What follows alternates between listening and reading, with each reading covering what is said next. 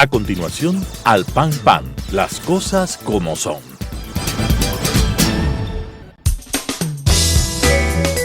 Clasificación B, bajo supervisión de un adulto.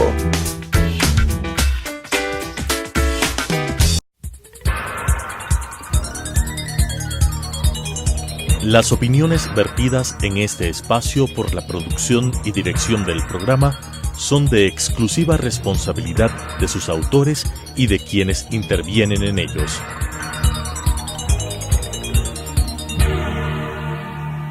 Telesucesos Canal 29 UHF presenta Al Pan Pan, las cosas como son. Coyuntura y calidad de la democracia con la conducción de Patricio Aro. Al Pan Pan, las cosas como son. Cordiales saludos a la gran audiencia de Telesucesos que nos acompaña semana a semana a decir las cosas como son. César Ulloa Tapia y su servidor Patricio Aro Yerbe les agradecemos por esta deferencia semanal que nos permite contactar con ustedes y decir las cosas de una realidad nacional y una realidad latinoamericana y mundial en muchos casos. En esta oportunidad trataremos temas de democracia. El Ecuador ha vivido conflictos de democracia. América Latina está viviendo conflictos de democracia y especialmente analizaremos el caso de Bolivia y diremos las cosas como son. César, bienvenido. Muchísimas gracias, Patricio. Un cordial saludo a la audiencia que sigue con mucha atención nuestro programa. Antes de iniciar este análisis sobre la democracia y este clima bastante complejo en América Latina, quisiéramos expresar nuestro saludo, nuestro beneplácito, nuestra alegría y satisfacción por esta campaña extraordinaria que hizo el Independiente del Valle. Me parece que son estas cosas que uno no puede dejar pasar porque sin tanto aspaviento, sin tanta parafernalia, sin pirotecnia, es un equipo que ha salido adelante y que ya por segunda vez nos da una gran alegría para todo el pueblo ecuatoriano, Patricio.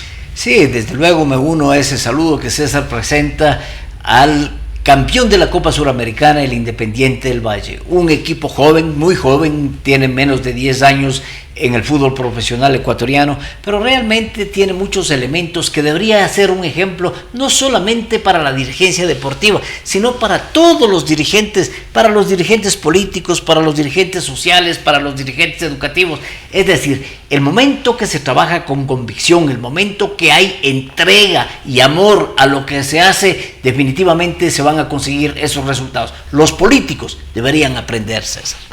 Bueno, Patricio, y tomando como metafórico lo que sucedió con el Independiente del Valle, habría que decir que ahí hay un elemento clave que ha sido el motivo por el cual los países democráticos han fracasado, y es que mientras el Independiente del Valle ha sabido renovar y apuesta todo el tiempo por la escuela de formación de deportistas, porque además vemos que hay una renovación permanente de cuadros, en cambio, en los países latinoamericanos que vivieron el giro a la izquierda, en esto que se autodenominó el socialismo del siglo XXI, nunca hubo renovación de cuadros, hubo una idea de perpetuidad en el poder e incluso de quedarse en el poder a costa de todo y de todos. Bolivia es el mejor ejemplo de aquello, Patricio. Sí, en efecto, Bolivia está viviendo una situación de una crisis democrática, ya no solamente es una crisis presidencial, realmente es una crisis democrática por el afán de perennizarse en el poder que tuvo el presidente de la República, Evo Morales. Evo Morales no acepta los resultados que no le permitían ganar en primera vuelta. La diferencia en Bolivia es, de acuerdo a la Constitución boliviana, para ganar en primera vuelta debe haber una diferencia de 10 puntos en el triunfador y el que le sigue. Sin embargo, la diferencia inicial y la que ya escrutado más del 80% de las juntas, la diferencia era de algo así como 7 puntos. Entonces hubo el apagón que generó lo que generó aquí en el Ecuador también. Es decir, ya esa receta existió aquí en el país. El apagón permitió que 24 horas después esa diferencia realmente se ampliara y Evo Morales ganaba en primera vuelta. Bueno, para entender lo que sucede en Bolivia habría que considerar que el exmandatario, quien renunció a través de una rueda de prensa, gobernaba el país del altiplano por cerca de 14 años. Antes de que se produzcan las últimas elecciones, por voluntad propia y del MAS, llamó a un plebiscito en donde la mayoría de la población de manera contundente le dijo que no quería que Evo Morales se perpetúe. Lamentablemente, una mayoría oficialista en la Asamblea y en las demás funciones del Estado hizo que esa decisión popular sea distorsionada, y prácticamente bajo el criterio de apelar a las libertades de Evo Morales, que por un fallo del Tribunal Supremo de Justicia vuelve a ser candidato, y de manera contundente los observadores de la Organización de los Estados Americanos nos dijeron al mundo que habían muchas inconsistencias que en el lenguaje más cotidiano querrían decir un fraude electoral. El país entra en una convulsión enorme, no necesariamente porque la oposición ha podido aliarse, sino porque hay un descontento de la mayoría de la población por vulnerar los derechos y por no haber sido respetados los resultados electorales. No se respetan los resultados electorales por cuanto esos resultados implican necesariamente el manejar y el manipular con la finalidad de perennizarse en el poder. Esta intención de Evo Morales y de no permitir la sucesión presidencial, sino perennizarse en el poder, y hace bien la analogía César al comparar con esa renovación en los equipos profesionales que nos han dado gran satisfacción, generó el caos, y el informe también de la Organización de Estados Americanos dice que hubo tal cantidad de inconsistencias y tan graves los asuntos en la manipulación del sistema informático que debe ser revisado. Entonces, esa situación definitivamente provocó la crisis, porque necesariamente un pueblo hace respetar su decisión democrática. Y en Bolivia, al igual que los demás países de la región, hemos visto una exacerbada ola de violencia que rebasa la protesta social en la medida de que, si bien es legítima la denuncia, sin embargo, tanto en Bolivia como en Ecuador como en Chile, nosotros hemos visto que la protesta llega a niveles de saqueo, llega a niveles de desmantelamiento del orden. Pero hay una cosa, Patricio, que habría que mencionar y que nosotros no podemos dejar pasar por alto. Y es que en el caso de Bolivia, como en el caso de Ecuador, aun cuando sean casos distintos, quien termina tutelando la democracia, no en el sentido de que garantiza la democracia, sino que tiene en su cancha la última palabra, han sido las Fuerzas Armadas. El momento en que la policía comienza a amotinarse en los distintos lugares de Bolivia e inmediatamente se pierde el control de la seguridad interna, las Fuerzas Armadas en su comando conjunto le sugieren al presidente Evo Morales, y ahora expresidente, que se haga a un costado. En el caso del Ecuador, en cambio, acá las Fuerzas Armadas impidieron que exista un golpe de Estado. Me parece que más allá de la figura que tienen los dos momentos, sin embargo, hemos vuelto a un momento en el cual en América Latina son las Fuerzas Armadas las que dirimen en términos de democracia, Patricio. En efecto, es así. Las Fuerzas Armadas bolivianas piden la renuncia a Evo Morales en bien de la paz y de la tranquilidad del pueblo para recuperar la democracia que estaba resquebrajada. Pero también es importante decir que existe el surgimiento de un liderazgo, y es el de Luis Fernando Camacho. Luis Fernando Camacho se erige desde Cochabamba, ojo, un sector que está buscando de alguna manera la independencia del Estado boliviano. Entonces Luis Fernando Camacho se erige como líder de la oposición y pretende, que en efecto a la final consiguió llevar la carta para hacerle la carta de renuncia para que firme Evo Morales, pero a la final las Fuerzas Armadas son las que deciden en última instancia que Evo Morales debía renunciar, y esa es la paradoja.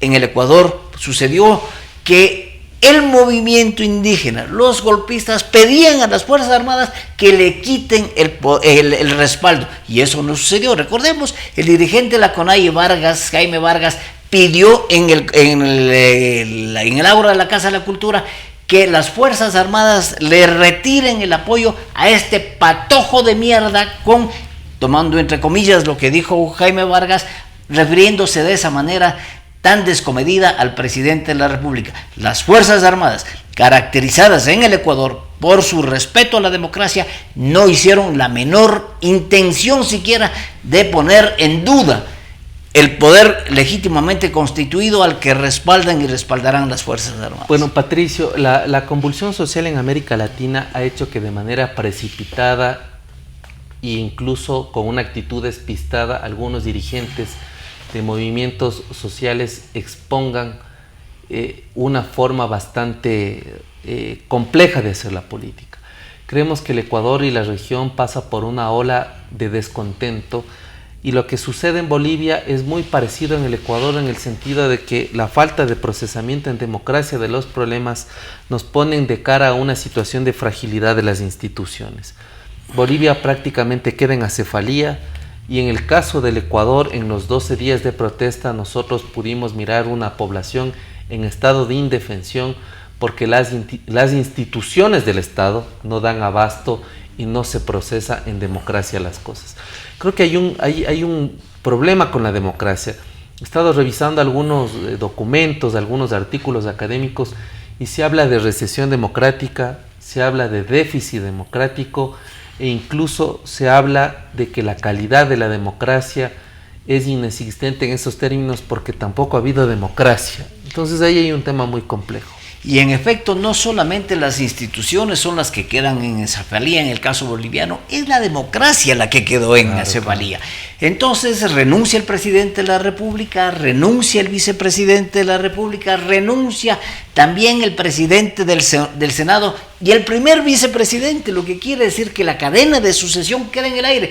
Y se llega a la segunda vicepresidenta, es decir, al quinto puesto de la cadena de sucesión presidencial, con la posibilidad de que ella debería democráticamente ser ella, porque es una salida democrática la que se está dando. Entonces, la segunda vicepresidenta del Senado, en Bolivia existen 2 cámaras, y la segunda vicepresidenta es la que estaría en la línea de sucesión y la que asumiría en estos días, espero que hoy o mañana, asuma la presidencia de la República y sea un gobierno de transición que convoque a elecciones. Bueno, yo creo que el convocar elecciones es un paso que efectivamente en democracia podría resolver algunas cosas. Esto no ha sucedido, por ejemplo, en el caso de Venezuela.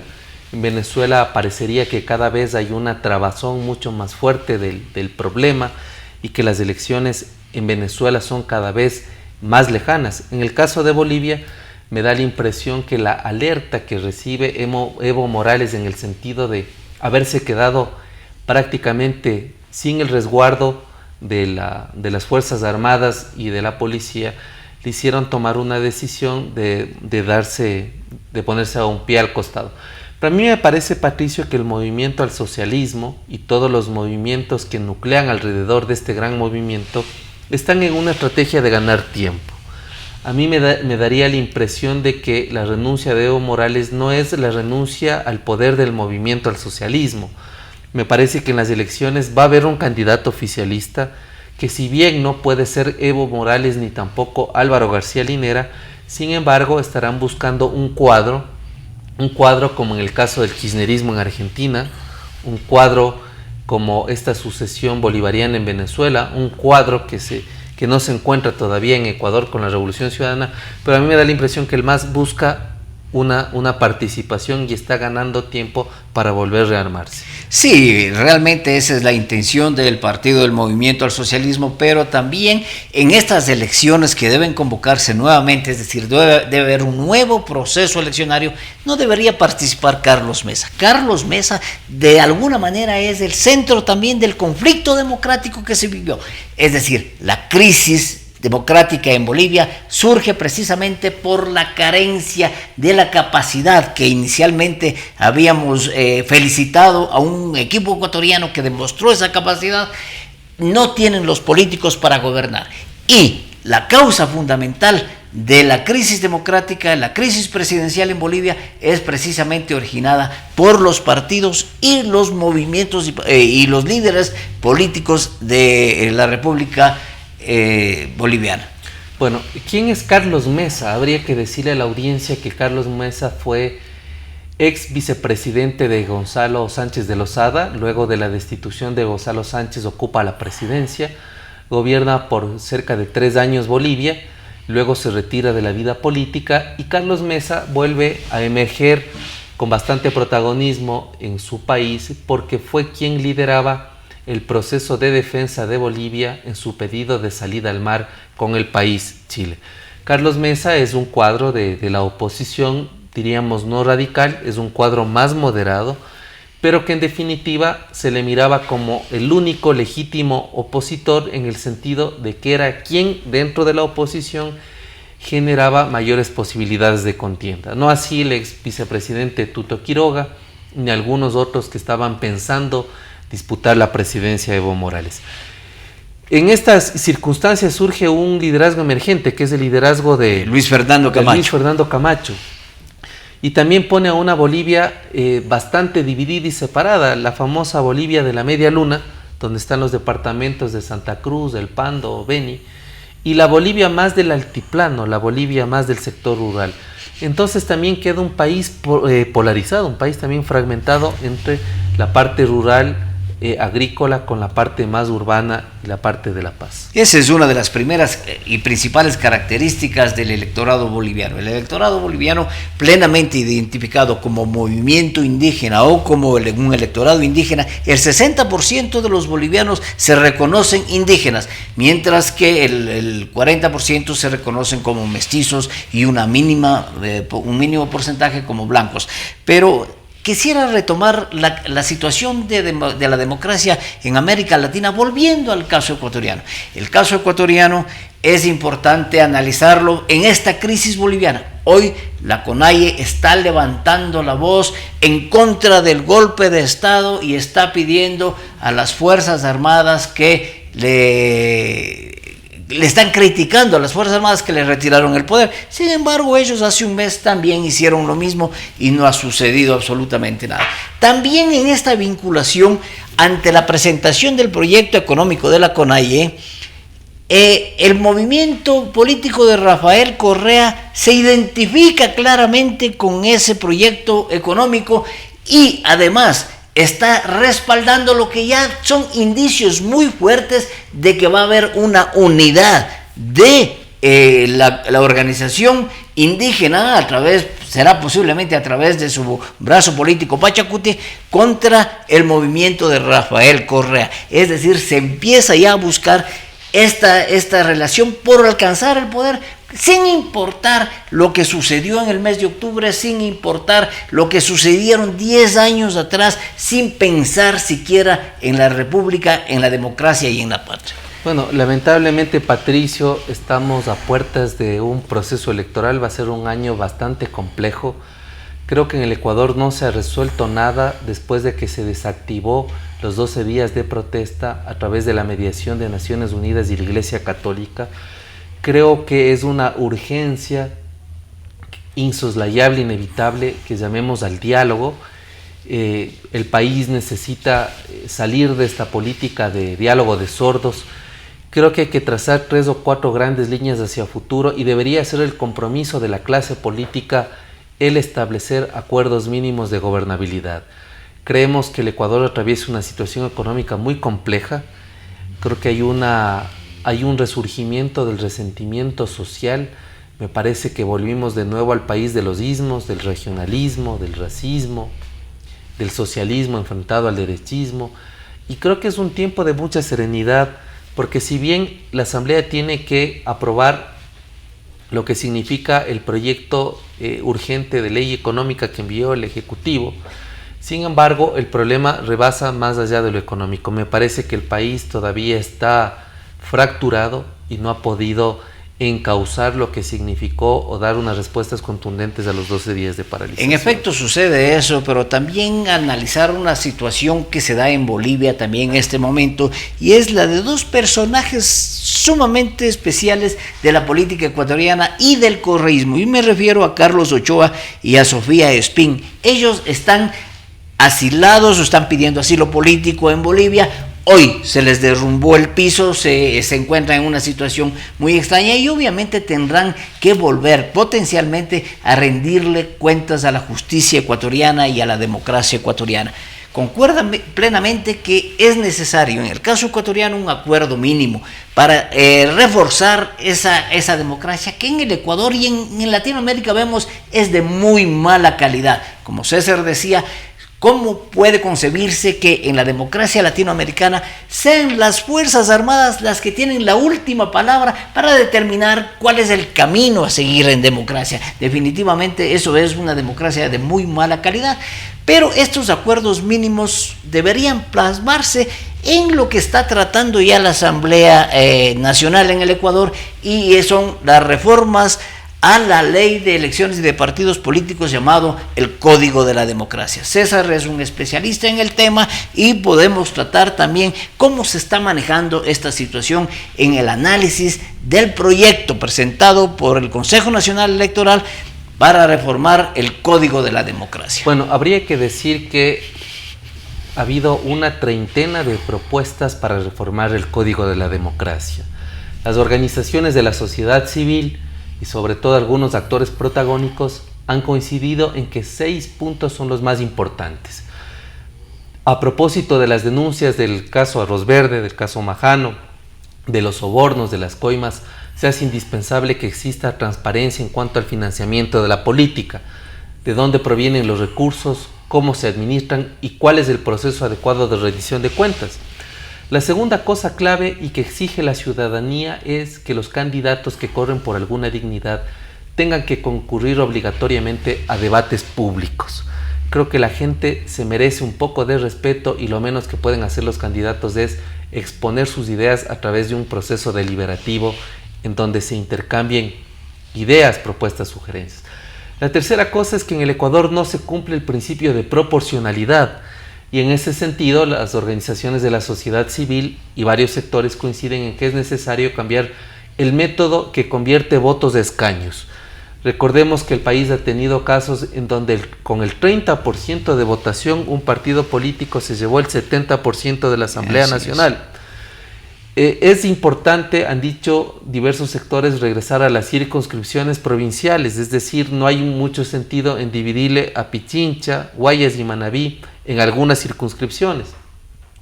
Un pedido clamoroso también es depurar el registro electoral. Patricio, todavía se habla con mucha contundencia que hay muertos que siguen votando, es decir, hay un gran margen, un porcentaje de la población que no se justifica. Y un aspecto importante es que debe haber una renovación en cuanto a la concepción de las organizaciones, llámese partidos y movimientos, y que se debe promover, auspiciar la democracia interna en los partidos y también una obligatoria formación de los cuadros de los partidos políticos. Eso es, y los 6 puntos de los que se están tratando en la Asamblea General en segundo debate ya en estos próximos días es precisamente el de distribución de escaños. Nosotros debemos recordar que existen métodos para asignar los escaños a las diferentes dignidades que ocuparán una curul, bien sea en la Asamblea General o también en los órganos legislativos de los consejos, de los gobiernos autónomos descentralizados. Y es el método DONT o de Hunt, como los decimos los ecuatorianos, que es el que está utilizándose permanentemente. Es un sistema, el método de Hunt, de representación proporcional que busca asignar a las listas de manera proporcional con el voto. Pero lo que se pide hoy es el método de Webster, que también César, como especialista, nos explicará la diferencia fundamental para que nuestra audiencia que nos acompaña quede absolutamente clara. Las circunscripciones territoriales de las que yo se habló, la participación de género, se busca que por lo menos en el 50% de las listas deben ser encabezadas de mujeres. Ese realmente es un tema polémico, porque ¿por qué una lista no podría ser plenamente integrada por mujeres? El momento que nosotros decimos que hay paridad o que debe ser encabezada el 50%, ¿por qué no el 100% encabezada por mujeres? Es decir, estos temas deberían considerarse. El asunto de las infracciones electorales es otro de los temas, y el gasto, que ya ha generado una serie de complicaciones, así también como que los dignatarios que han sido electos por elección popular y quieren ir a la reelección, necesariamente tienen que pedir licencia durante la campaña para optar por la reelección. Esos son los temas que está proponiendo la Asamblea, que está en el debate, está proponiendo el Consejo Nacional Electoral y que está en el debate de la Asamblea. Pero, ¿cuál es la diferencia entre el método de Hong y el método Webster, César? Bueno, podríamos decirle a la audiencia que en votaciones se busca que el voto de las personas tenga el mismo valor. Y cuando se convierte el número de votos para la distribución en el número de curules o en el número de puestos en la Asamblea, hay métodos como el de D'Hondt que prácticamente elimina la participación de lo que se conoce como minorías. El método de Webster, que es una fórmula que se aplica, daría la posibilidad para que no monopolicen los 2 o 3 partidos con mayor potencialidad nacional el número de escaños en la Asamblea. Lo que se busca es que en el Congreso o en la Asamblea, en la función legislativa, exista siempre un equilibrio en cuanto a que las fuerzas políticas estén representadas de manera más equitativa, es decir, que exista una real participación y representación de la voluntad popular en el legislativo. De esta manera, estimada audiencia, César Ulloa Tapia y su servidor Patricio Aro Ayerber, analizando la crisis de democracia en Latinoamérica, hemos dicho las cosas como son. Al pan pan. Las opiniones vertidas en este espacio por la producción y dirección del programa son de exclusiva responsabilidad de sus autores y de quienes intervienen en ellos.